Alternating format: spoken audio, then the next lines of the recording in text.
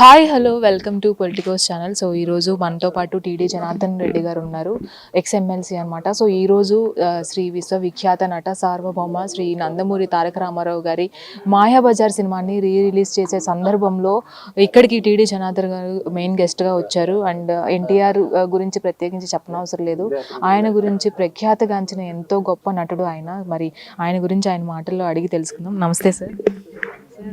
విశ్వవిఖ్యాత నట సార్వభౌమ ఎన్టీఆర్ గారు ఎంతో గౌరవం మనకి, చిన్నపిల్లల దగ్గర నుంచి పెద్దవాళ్ళ వరకు ఇప్పుడున్న జనరేషన్ కూడా ఒక ఇన్స్పిరేషన్.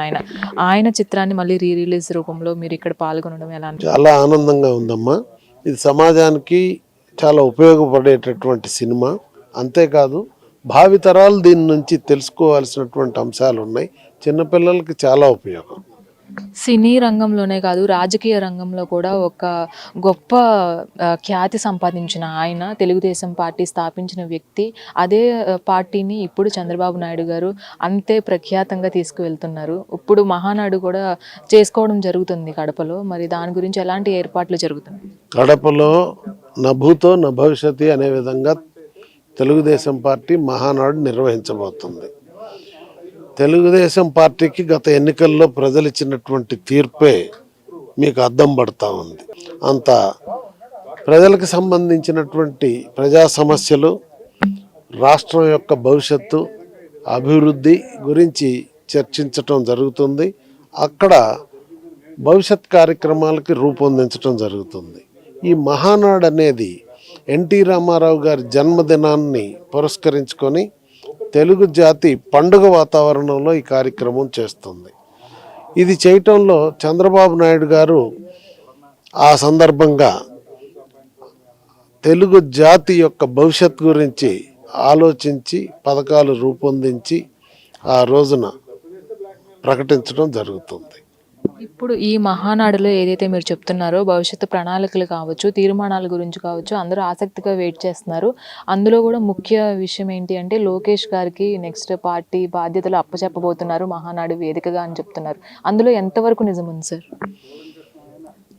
అది పార్టీ నిర్ణయిస్తుంది. రెండు, లోకేష్ బాబు కూడా చాలా అద్భుతంగా తనకు అప్పచెప్పినటువంటి కార్యక్రమాలు నిర్వహిస్తున్నారు.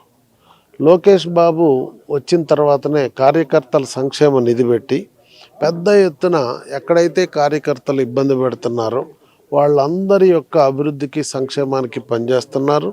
ఎక్కడ కార్యకర్తకు ఆపదొచ్చినా నేనున్నానని ముందుండి వారికి అండగా దండగా నిలబడుతున్నారు. అంతేకాదు సభ్యత్వం డిజిటలైజ్ చేయటంలో లోకేష్ బాబు గారు వచ్చిన తర్వాత మాత్రమే పెద్ద ఎత్తున కంప్యూటరీకరణ చేసి చాలా బాగా, ఎప్పటి నుంచో పార్టీ చేస్తుంది, గండిపేటలో చంద్రబాబు నాయుడు గారు జనరల్ సెక్రటరీ ఉన్నప్పటి నుంచి.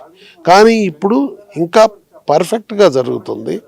అంతేకాదు ఇంటింటికి వెళ్ళి సభ్యత్వం తీసుకొని దాదాపు 1 కోటి మంది సభ్యుల్ని దాటి భారతదేశ రాజకీయాల్లో ఏ పార్టీ చేయని విధంగా 1 కోటి మంది సభ్యత్వాన్ని డిజిటలైజ్ చేసినటువంటి పార్టీ ఏకైక పార్టీ తెలుగుదేశం పార్టీ.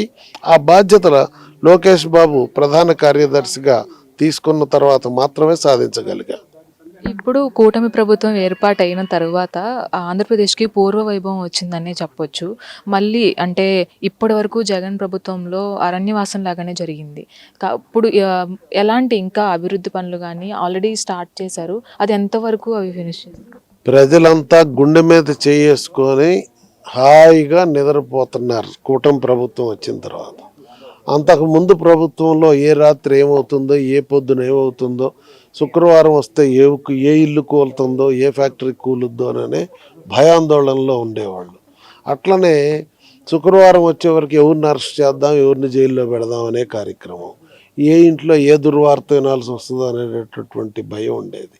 ఇప్పుడు ప్రజలు సుఖంగా, సంతోషంగా, ఆనందంగా గడుపుతున్నటువంటి పరిస్థితి ఉంది. సో చూసారు కదా, ఇప్పుడు ఎన్టీఆర్ రామారావు గారి పుట్టినరోజు సందర్భంగా కడపలో ఏర్పాటవుతున్న మహానాడు కార్యక్రమానికి భవిష్యత్తు ప్రణాళిక ఎలా ఉండబోతోంది టీడీపీ నుంచి, ప్రత్యేకించి తెలుగుదేశం పార్టీ భవిష్యత్తు ప్రణాళికలు కావచ్చు, తీర్మానాలు కావచ్చు, అలాగే లోకేష్కి అప్పచెప్పబోతున్న బాధ్యతలు కావచ్చు, వీటన్నిటిని కూడా కడపలో జరుగుతున్న మహానాడు వేదికగా ప్రకటించబోతున్నారు చంద్రబాబు గారు అని కూడా చెప్తున్నారు. అలాగే గత ప్రభుత్వ పాలనలో ఏదైతే ఆంధ్రప్రదేశ్ చూసిన కష్టాలు కానీ బాధలు కానీ ఏవైతే ఉన్నాయో వాటన్నిటిని కూడా రూపుమాపి ఇప్పుడు కూటమి ప్రభుత్వం ఏర్పాటు అయిన తరువాత ప్రజలు కాస్త ఊపిరి పీల్చుకుంటున్నారు, గుండెల మీద చేతులు పెట్టుకుని మరి హాయిగా నిద్రపోతున్నారు, వాళ్ళకి ఎలాంటి చీకు చింత లేదు. అలాంటి పరిస్థితులని కల్పిస్తున్న కూటమి ప్రభుత్వం ఎప్పుడు కూడా ప్రజల కోసం అండగా ఉంటుంది అని కూడా టీడీ జనార్దన్ రెడ్డి గారు చెప్తున్నారు.